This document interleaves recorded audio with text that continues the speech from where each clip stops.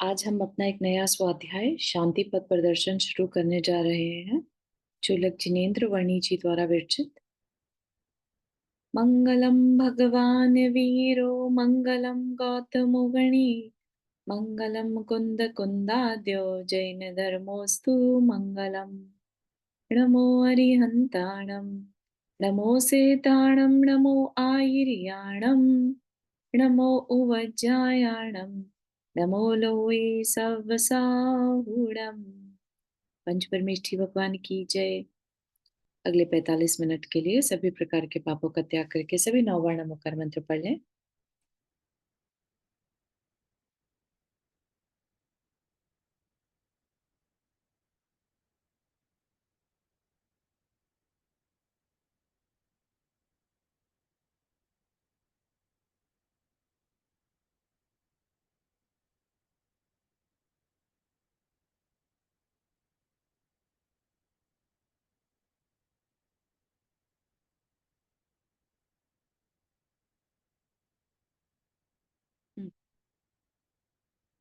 तो हम शांति पथ प्रदर्शन जो एक नया आज स्वाध्याय शुरू करने वाले हैं।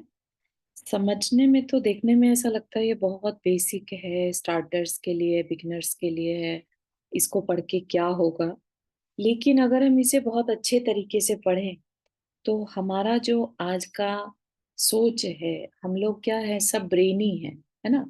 हमारा लॉजिकल माइंड, एनालिटिकल माइंड ज्यादा एक्टिवेटेड रहता है रादर देन हमारा क्रिएटिव माइंड, जहां पर हमारे बिलीफ सिस्टम रहता है, राइट। हम जल्दी से सरेंडर नहीं कर पाते। हमारा लॉजिकल माइंड कहता है क्यों कर दे, ऐसा क्यों करना, है ना।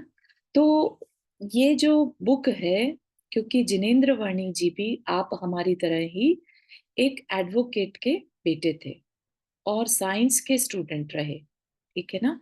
ये बात है 1922 की, ठीक। उस समय पर साइंस का स्टूडेंट होना, है ना, और यूथ में बिल्कुल उस समय पर उनको बिल्कुल रुचता नहीं था धर्म का कुछ भी पढ़ना, है ना। वो बिल्कुल इंटरेस्ट नहीं लेते थे। तो उनको यही क्वेश्चन होते थे क्यों करना है, क्या मतलब है भगवान भगवान करते रहते हैं। तो उनके जो फादर थे, एक बार वो पढ़ा रहे थे, 10 लक्षण पर्व रहते हैं जैसे, उसमें पढ़ा रहे थे एंड उसमें उन्होंने एक वर्ड सुना अपने ही फादर के मुंह से, अहम ब्रह्मास्मि, ठीक। अहम ब्रह्मास्मि का क्या मतलब रहता है, अगर हम इसका संस्कृत वर्ड है ये अहम ब्रह्मास्मि, इसको हिंदी देखें तो होता है अहम मतलब मैं, ब्रह्म अस्मि मैं ही ब्रह्म हूं, ठीक।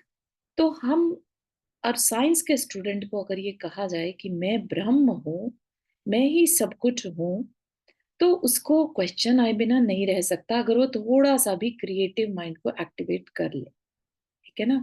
जो सिर्फ लॉजिकल से समझेगा ना, वो कहेगा अरे ये सब फालतू की बातें हैं, ऐसा कोई होता है क्या, छोड़ो इसको, ठीक है ना। लेकिन अच्छी बातें सीखने के लिए अगर एक सेकंड भी, एक पल भी बहुत रहता है। जब लाइफ में चेंज आना होता है तो वो किसी भी क्षण आ सकता है। उनकी लाइफ में भी ये जो सेंटेंस है, ये एक लाइफ चेंजिंग मोमेंट बन गया, ठीक है। और हालांकि उनका ऐसा कुछ इंटरेस्ट नहीं था कि मुझे सुनना है, स्वाध्याय सुनना है, कुछ है। बारिश हो रही थी तो वो बाहर ना जाके और उस कमरे के बाहर बैठ गए जहां उनके पिताजी पढ़ा रहे थे, है ना। तो बाहर से उन्होंने ये वर्ड को सुना, ठीक।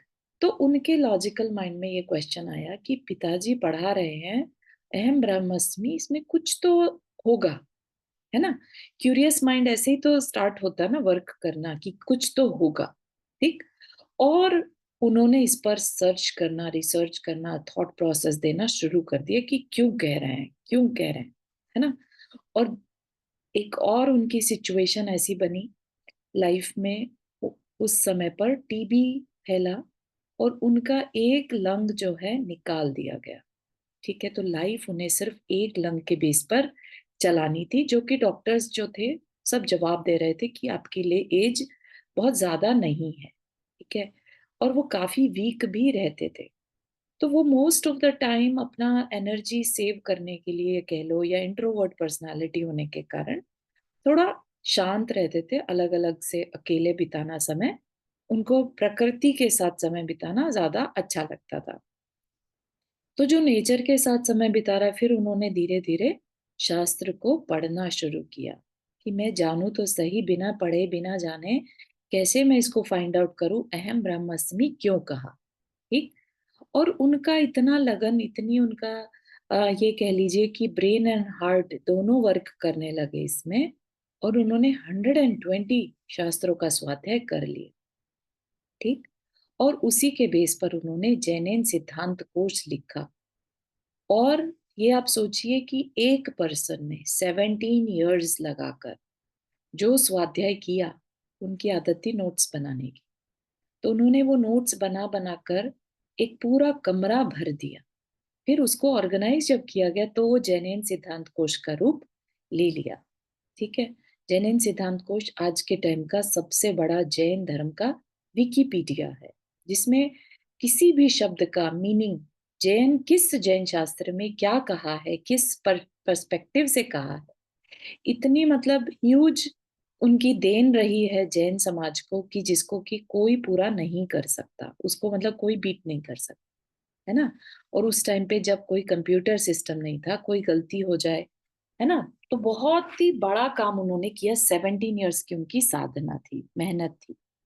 ठीक।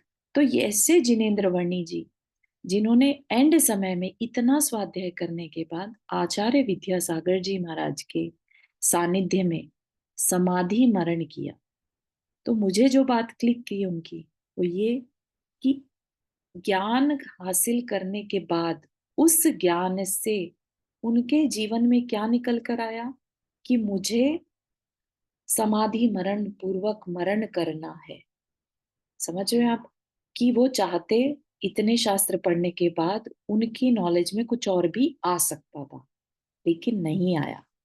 अल्टीमेटली क्या आया कि समाधि मरण ही अल्टीमेट गोल है इस आत्मा के लिए, इस मनुष्य भाव के लिए।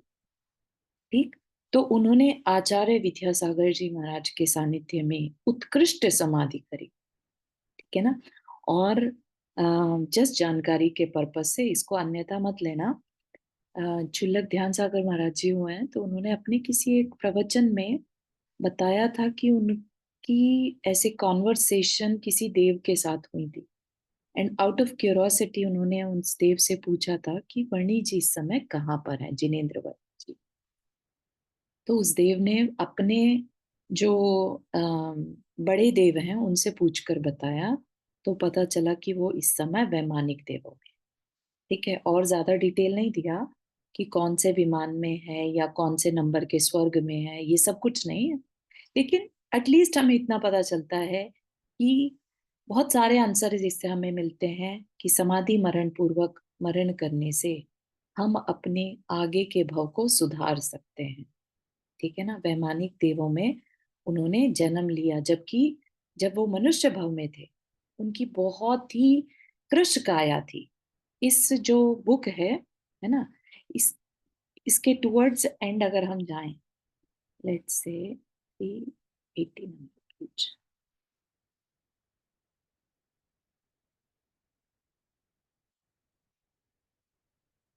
आई थिंक कुछ यहाँ पर नहीं है तो फिर कहीं और होगा।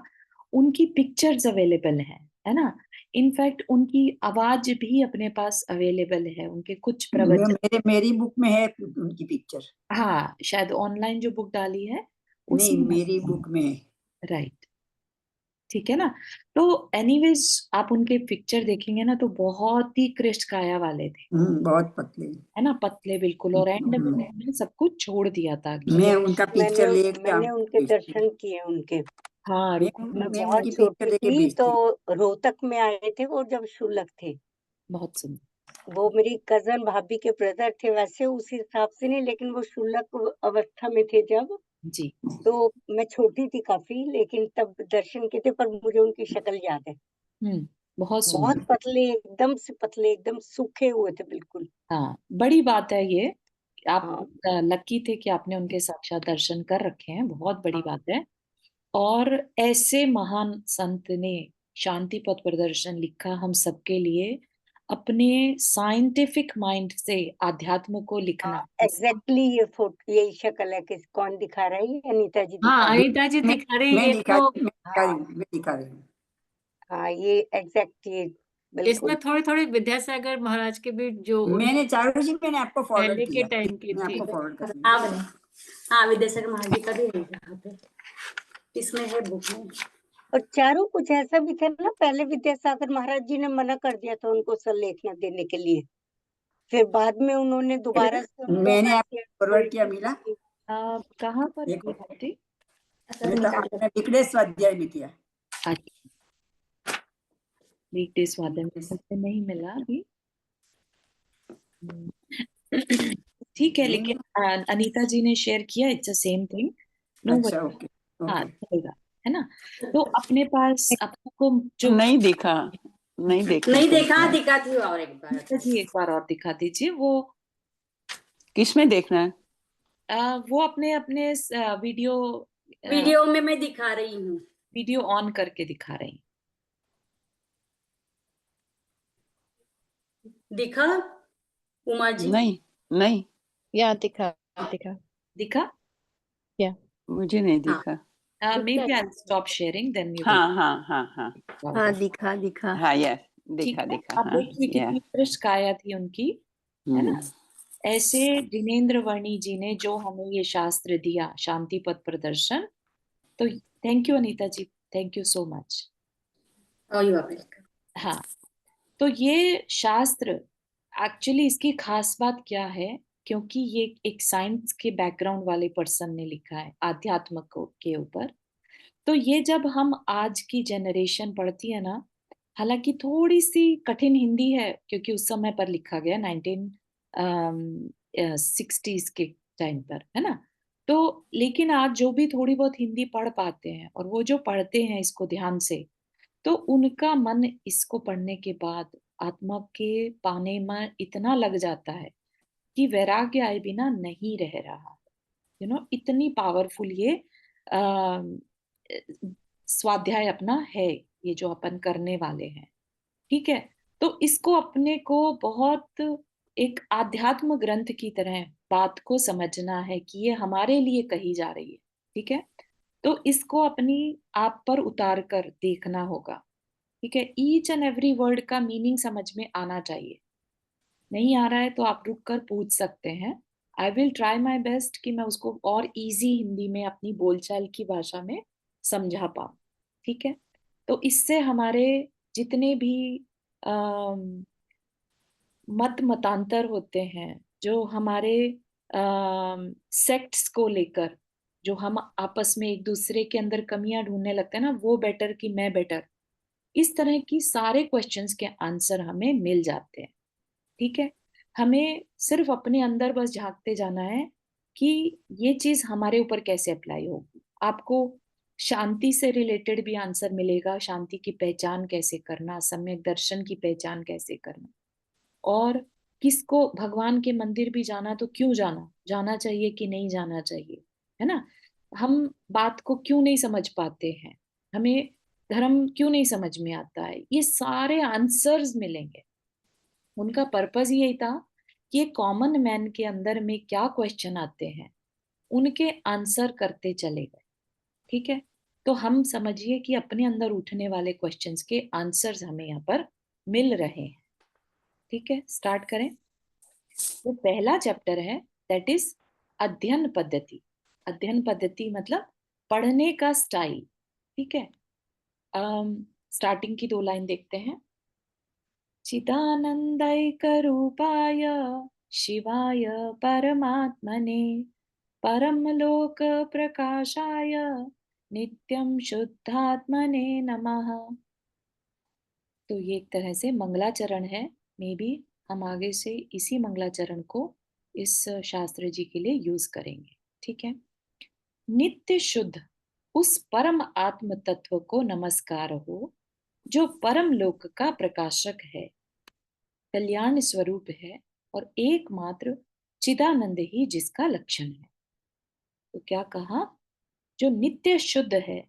नित्य शुद्ध क्या है, सिद्ध परम तत्व जो है वो नित्य शुद्ध है। अब उसमें कर्म कालिमा नहीं है ना।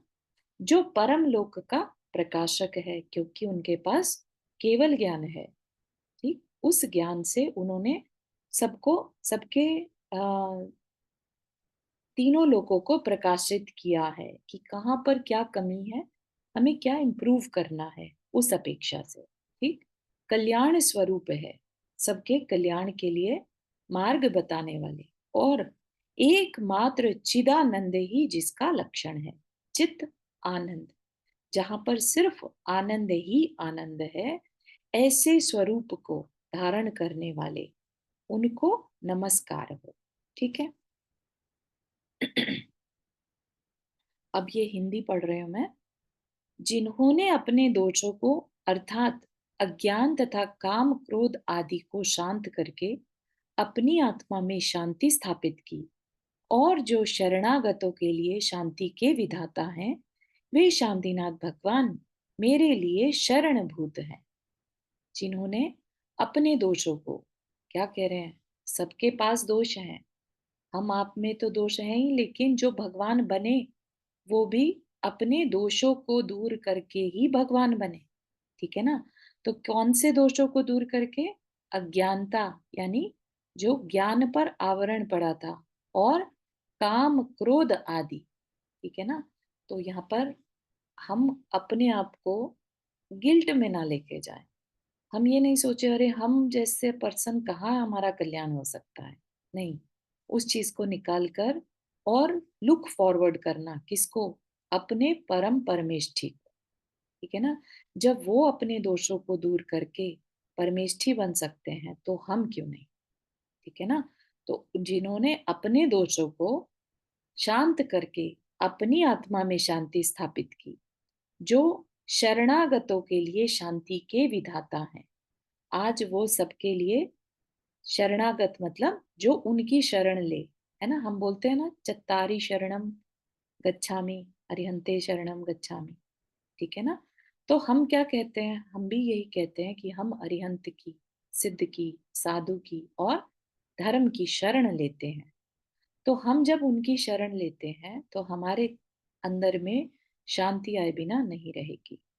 ऐसे शांतिनाथ भगवान मेरे लिए शरणभूत हो। ठीक है, हमारे को भी शरण देने वाले हो। ठीक, यहाँ से अब स्टार्टिंग कर रहे हैं। अब क्या कह रहे हैं? कार्य की प्रयोजकता।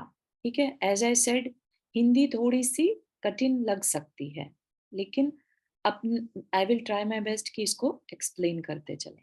ठीक, तो कार्य की प्रयोजकता, यहाँ पर हमारा कार्य क्या है, क्या करने बैठे हैं हम लोग?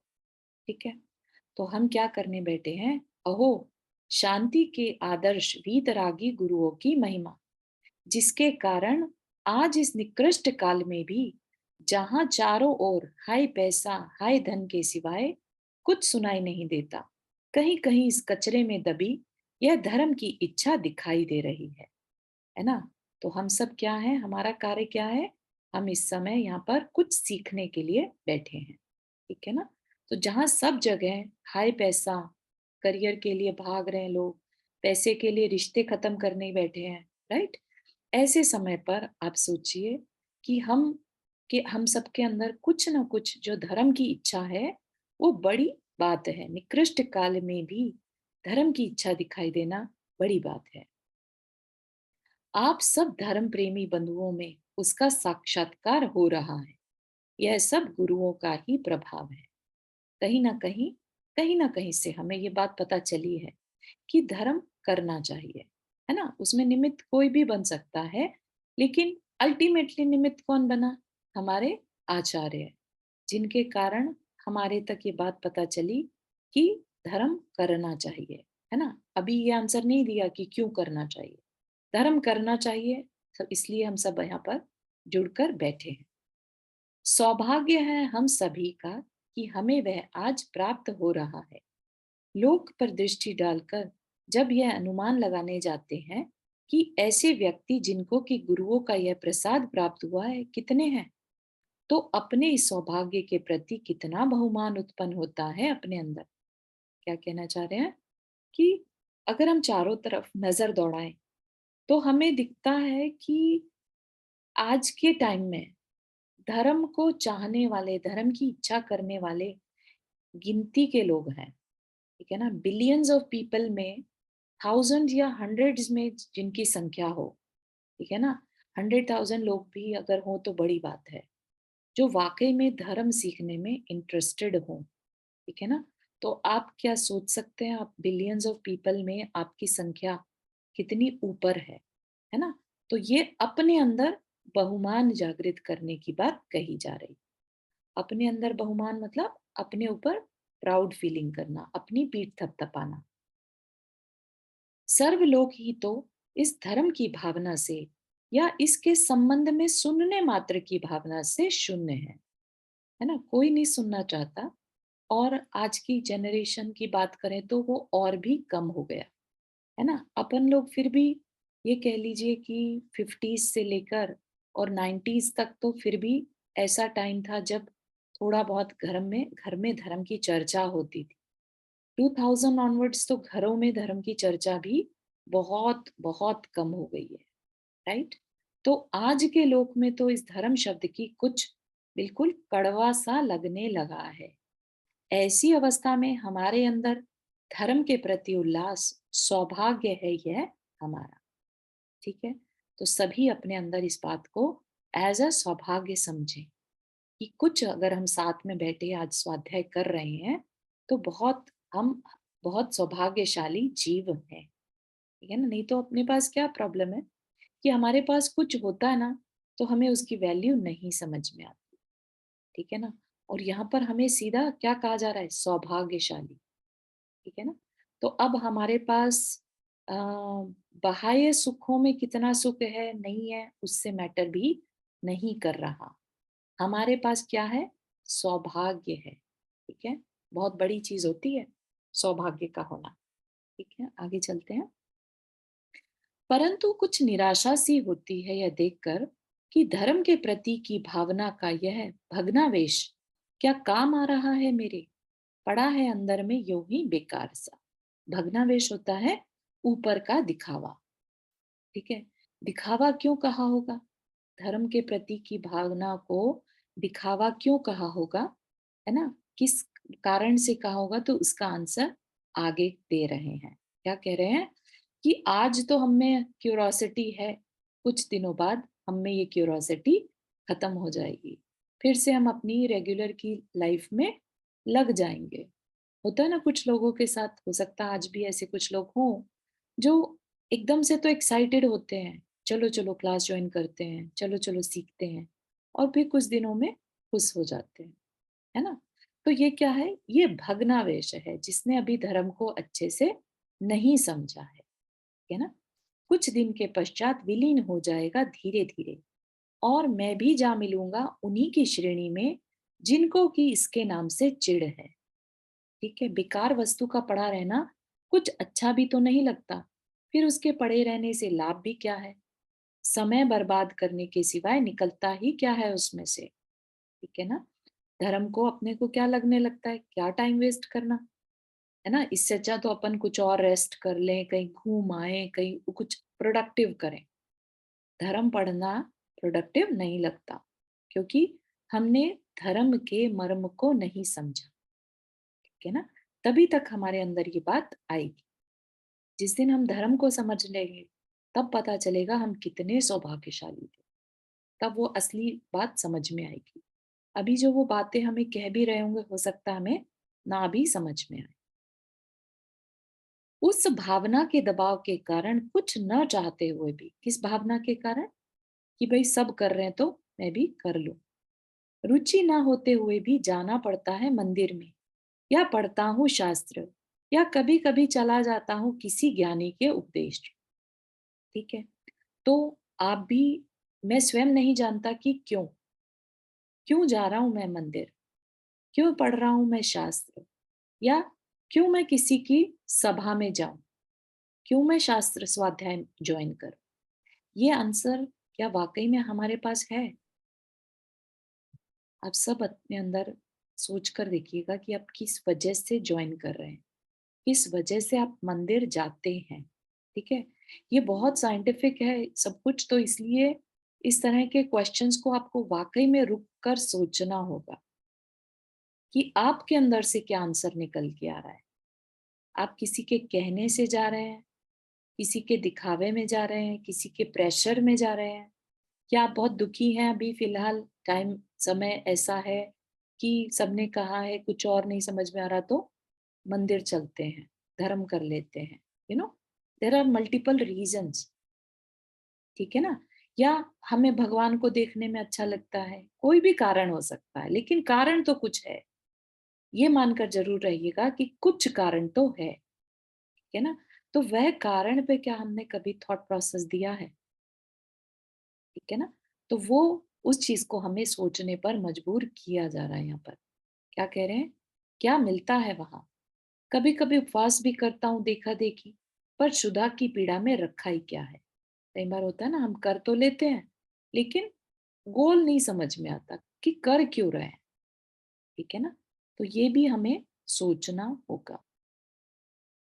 चलो फिर भी यह सोचकर कि लाभ ना सही हानि भी तो कुछ नहीं है, अपनी एक मान्यता ही पूरी हो जाएगी, चला जाता हूँ मंदिर में, है ना।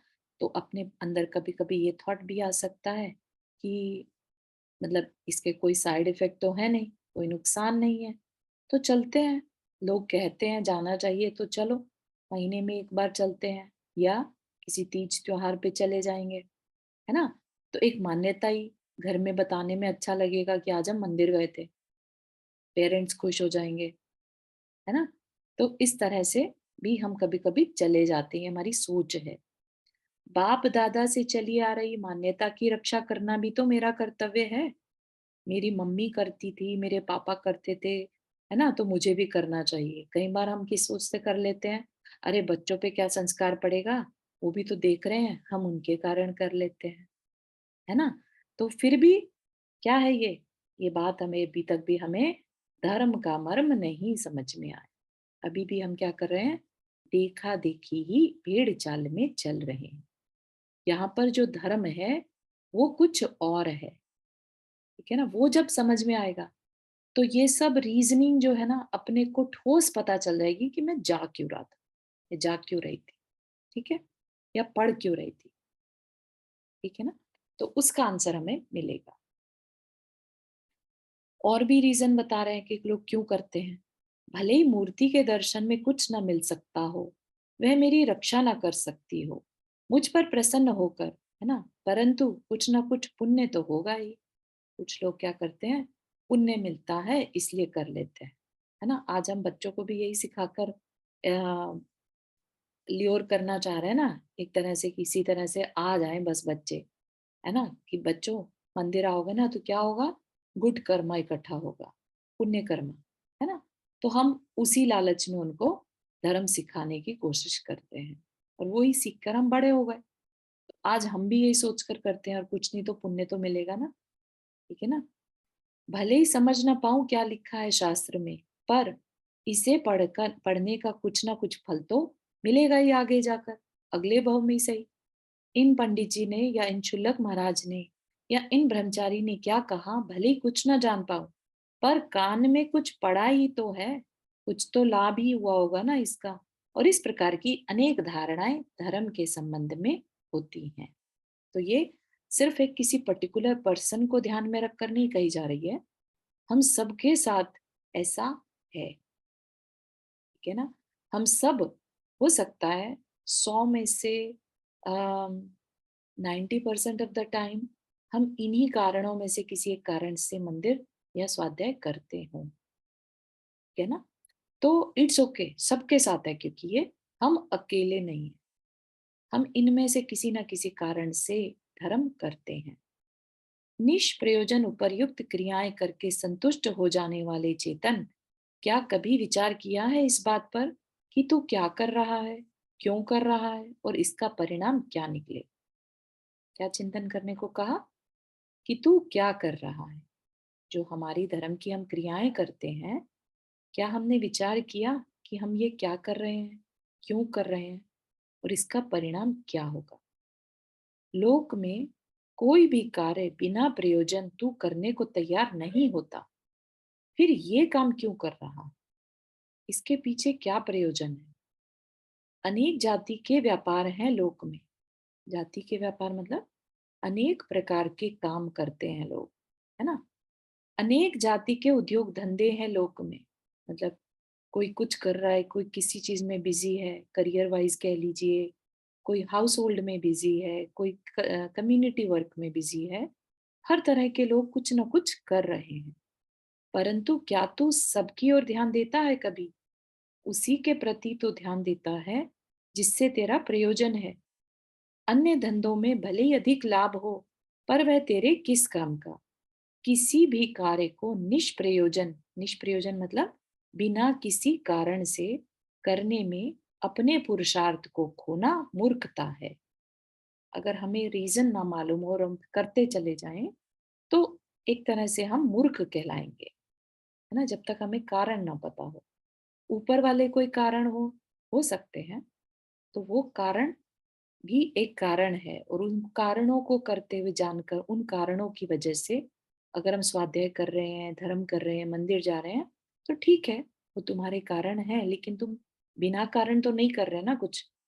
कोई ना कोई कारण तो हमने बना रखा है, और कुछ नहीं तो हमारी फैमिली में सब करते थे तो हम भी कर रहे हैं, ये भी एक कारण है, ठीक है ना। तो हम इतने बेवकूफ भी नहीं है कि हम बिना कारण कर रहे हैं, कोई ना कोई कारण हमारे पास है। आश्चर्य है, इतना होते हुए भी उस भावना के इस भग्नावेश को कहा जा रहा है तेरा सौभाग्य। किस भग्नावेश को?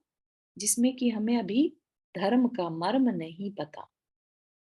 हम सिर्फ किसी छोटे मोटे कारण से धर्म पढ़ने के लिए इकट्ठे हो गए, है ना, कि कुछ पुण्य मिल जाएगा, कुछ सीखने मिल जाएगा, कानों में कुछ पढ़ ही जाएगा, है ना, और कुछ नहीं तो नेगेटिविटी से तो बचेंगे, पॉजिटिविटी में जा रहे हैं, ठीक है ना। और फिर भी इतने सी बात को, इन सब कारणों को क्या कहा जा रहा है? तेरा सौभाग्य। आज के इस पंचम काल की ओर जहां हम बढ़ रहे हैं, जहां सिर्फ पाप ही पाप बढ़ता चला जा रहा है ना, तो जो थोड़ा बहुत धर्म भी कर पा रहे हैं उसको तो डेफिनेटली सौभाग्य ही कहा जाएगा ना। इसलिए फिर कह रहे हैं, ठीक है प्रभु, वह फिर भी तेरा सौभाग्य है, क्योंकि उन व्यक्तियों को तो जिन्हें कि इसका नाम सुनना भी नहीं रुचता, इसके प्रयोजन व इसकी महिमा का भान होना ही असंभव है। इसको अपनाकर लाभ उठाने का तो प्रश्न ही क्या है ना। हमें अभी इसकी डिटेलिंग नहीं मालूम, लेकिन फिर भी हमें, क्योंकि इसका नाम सुनना अच्छा लग रहा है, स्वाध्याय के नाम से हम 1 घंटा निकाल पा रहे हैं, मंदिर डेली जाकर पूजा अभिषेक करते हैं, बैठते हैं वहां पर, भगवान के गुणगान करते हैं, स्तोत्र पढ़ते हैं, जाप करते हैं, है ना, ये सब चीजों के लिए हम टाइम निकाल रहे हैं। भले हमें मीनिंग नहीं मालूम, भले हमें रीजनिंग नहीं मालूम, क्यों कर रहे हैं पता ही नहीं था अभी तक, आज तक सोचा ही नहीं इस बारे में, बस कर रहे हैं, तो भी क्या कहा? सौभाग्य है, ठीक है। परंतु इस तुच्छ मात्र निष्प्रयोजन भाव के कारण तुझे वह अवसर मिलने का तो अवकाश है जिसे पाकर तू समझ सकेगा इसके प्रयोजन व इसकी महिमा को। तो आज क्योंकि हम इसमें इन्वॉल्व हैं ना, चाहे बिना रीजनिंग के इन्वॉल्व, सही मीनिंग जाने बिना इन्वॉल्व है, लेकिन एक अपॉर्चुनिटी मिल रही है हमें इसकी वजह से कि हम इसके रियल मीनिंग को, क्योंकि आज हम शांति पथ प्रदर्शन बुक पढ़ने के लिए रेडी हुए हैं, जिसमें कि बहुत बड़े बड़े रहस्य खुलने वाले हैं, राइट। तो वो रहस्य तक पहुंचने का आज हमें अपॉर्चुनिटी मिल गई। किस कारण से मिल गई? हम एक अच्छे कम्युनिटी से बिलोंग करते हैं जहाँ पर स्वाध्याय पॉसिबल है, राइट। हम ऐसे अच्छे लोगों से जुड़े हैं जो एक दूसरे का अच्छा चाहते हैं, जो एक दूसरे को प्रमोट करते हैं धर्म करने के लिए। भले ही हमें मीनिंग नहीं समझ में आए, हमें उसकी डेप्थ ना मालूम हो, उसके रहस्य ना मालूम, लेकिन एक दूसरे को प्रमोट कर रहे हैं अच्छे काम के लिए, ठीक है ना। तो ये सब भी क्या है? हमारा सौभाग्य है, ठीक है ना। उस सौभाग्य को, जिसकी वजह से आज हमें ये अपॉर्चुनिटी मिली है धर्म के रहस्य को जानने, ठीक है। यदि कदाचित समझ गया तो कृत कृत्य हो जाएगा तू, स्वयं प्रभु बन जाएगा तू। क्या यह कोई छोटी बात है? महान है यह, ठीक है ना।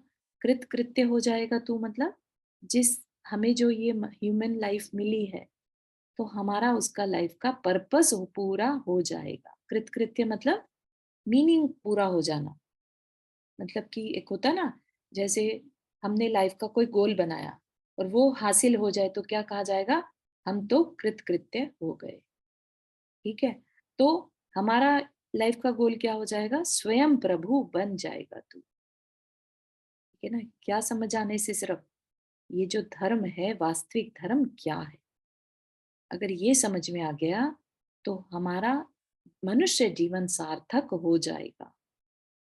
मनुष्य जीवन की सार्थकता क्या इस चीज में है कि हमने कितनी उपाधियां पाली, कितना वर्थ वेल्थ जोड़ ली, या यहाँ पर ये कहा जा रहा है कि अगर तुझे धर्म का रहस्य समझ में आ गया तो तेरा जीवन कृतकृत्य हो जाएगा, तेरे अंदर तू प्रभु बन सकता है, ये एक क्षमता, ये एक पॉसिबिलिटी दिखने लगेगी।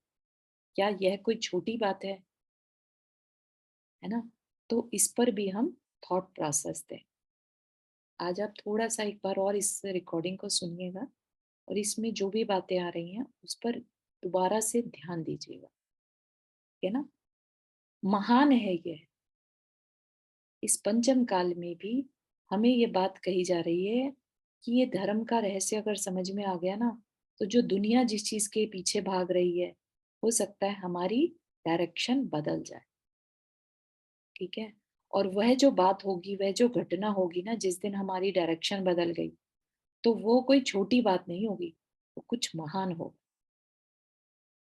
क्योंकि तुझे अवसर प्राप्त हो जाते हैं कभी कभी ज्ञानी जनों के संपर्क में आने के, जो बराबर प्रयत्न करते रहते हैं तुझे यह समझाने का कि धर्म का प्रयोजन क्या है और इसकी महिमा कैसी अद्भुत है।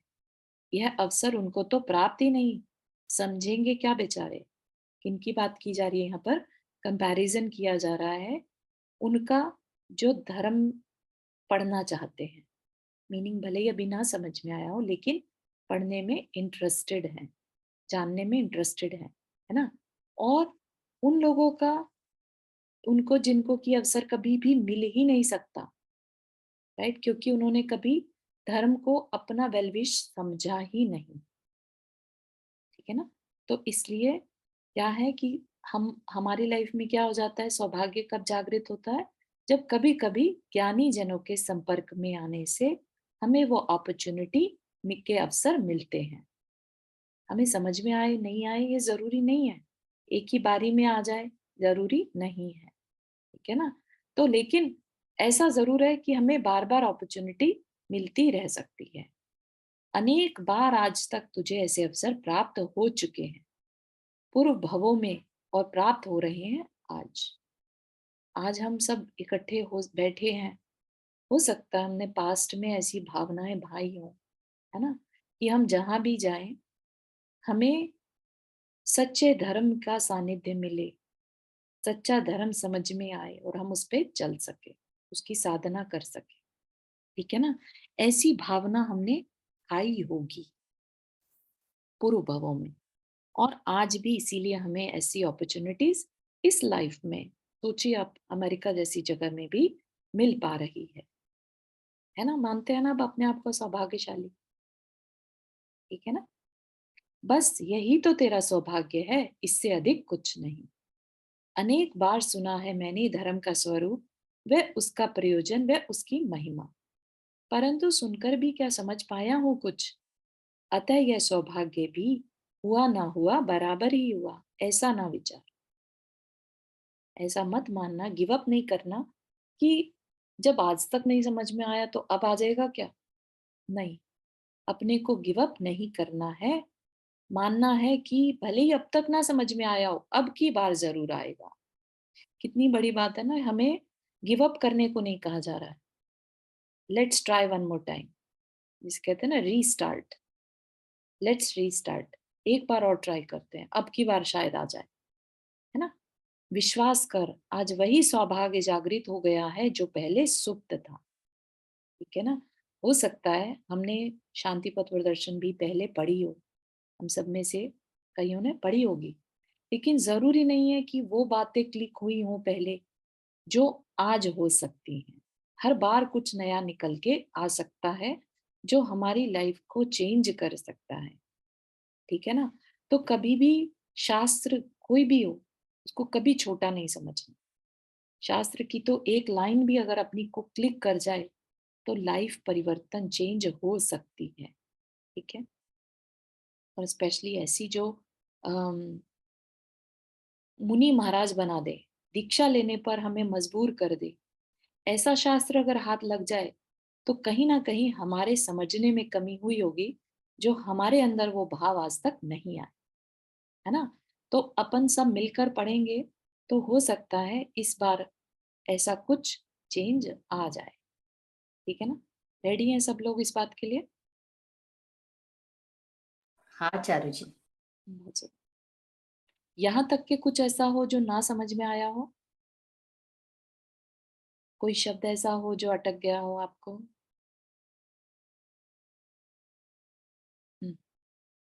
बढ़िया। तो आगे कह रहे हैं अध्ययन के विघ्न।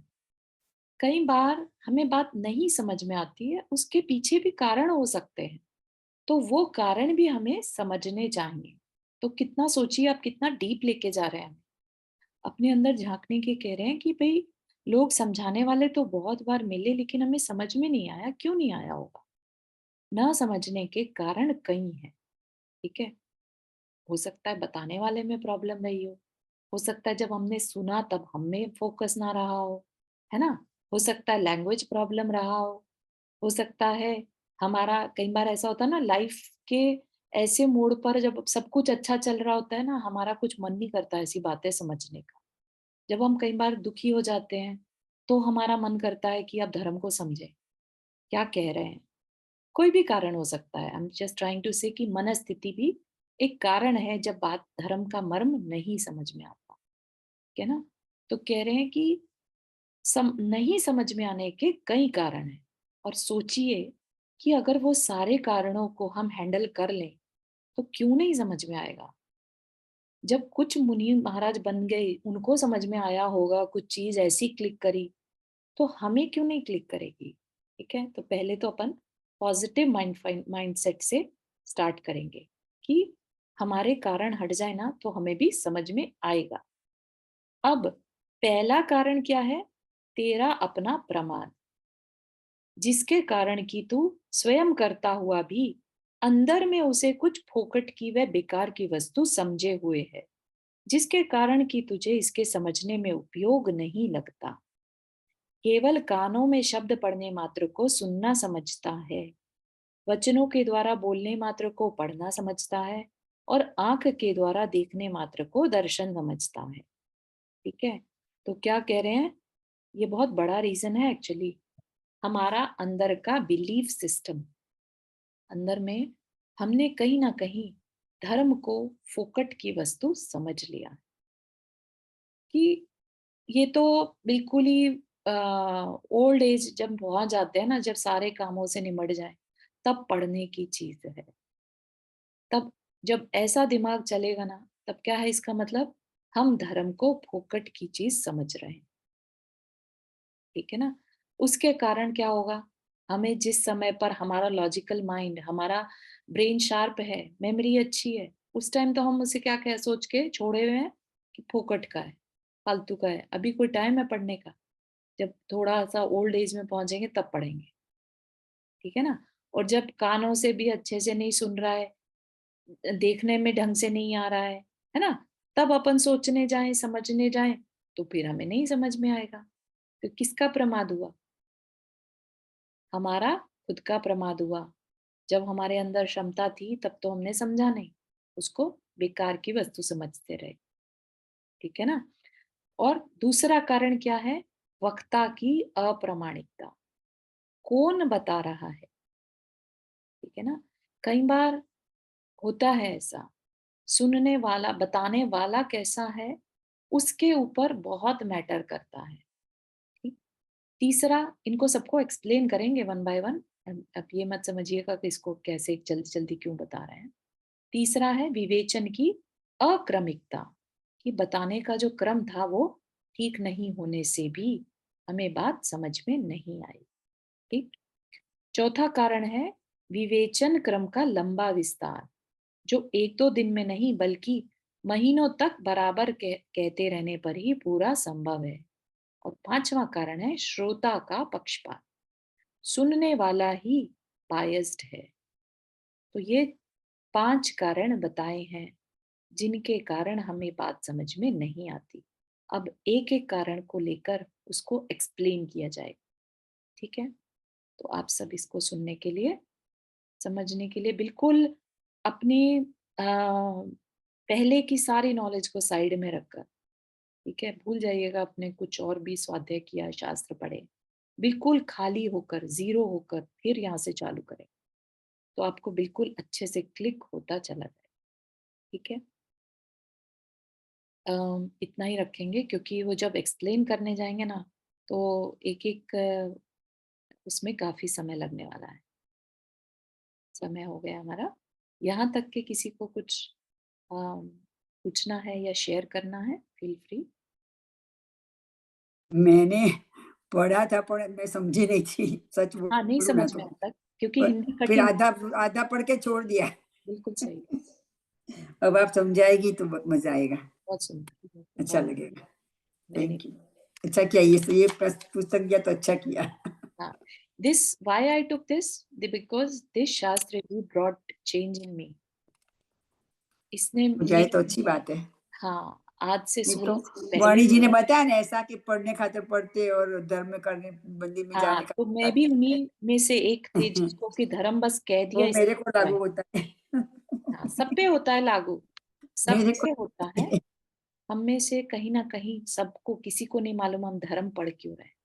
नहीं है, इतना तो मतलब क्या करने से अपना आत्मा का कल्याण होगा, पर इतना हम क्या जो आप जितना इंटरेस्ट लेकर करते हैं इतना मेरे को इंटरेस्ट नहीं आता है, वो मेरे को प्रॉब्लम है हाँ, वो कि भी थोड़ा आगे। बहुत करके मैं थक नहीं, मेरे जैसे मैं बोर हो जाती हूँ, ऐसा हो जाता है। आप आंटी चिंता नहीं कीजिए, आपकी एज के हिसाब से आप बहुत अच्छा कर रहे हैं, आप बिल्कुल नहीं नहीं ऐसा बहुत, कुछ।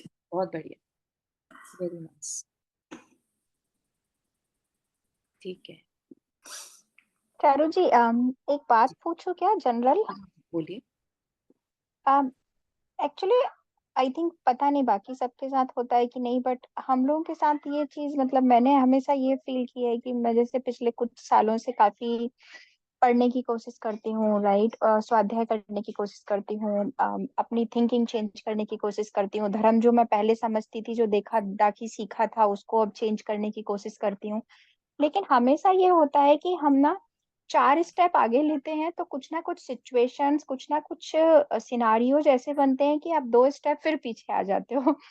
तो हाँ, इस चीज को कैसे वो किया जाए कि हम जितना हम आगे बढ़ने की कोशिश करते हैं फिर हम पीछे हो जाते हैं। हाँ, इसमें वही उसी चीज के आंसर्स हैं एक्चुअली। हम अब पीछे नहीं हटेंगे, अगर आपने इसको अच्छे से समझ लिया ना, अब आप पीछे नहीं हटेंगे, भले ही आप वहां खड़े हो जाए, आप पीछे नहीं आएंगे, इतना 100% श्योरिटी है।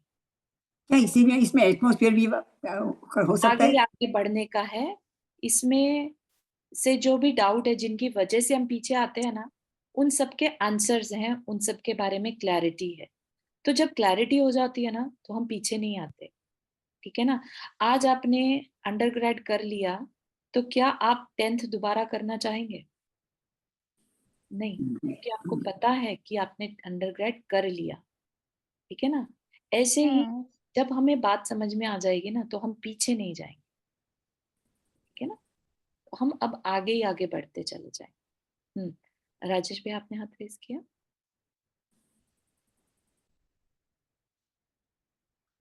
हाँ, आप म्यूट पर हैं।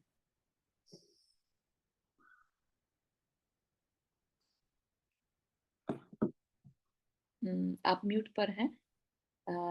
चलिए, आज के लिए इतना ही रखते हैं। जिनवानी स्तुति। जावाणी के ज्ञान से सूझे लोकालो, सोवाणी मस्तक धरो सदा देत बुधो। हे जिनवाणी भारती तो ही जपो दिन रहन, जो तेरा शरणा गए सो पावे सुख चैन। नौबानम करें।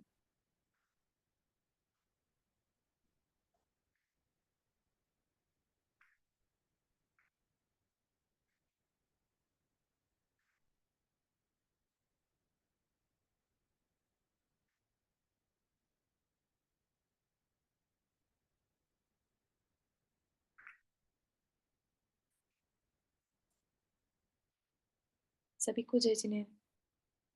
जय जय जय जिनेन्द्र। जय जिनेन्द्र। जय जिनेन्द्र। जय जय जिनेन्द्र सबको। जय जिनेन्द्र। जय जय जिनेन्द्र।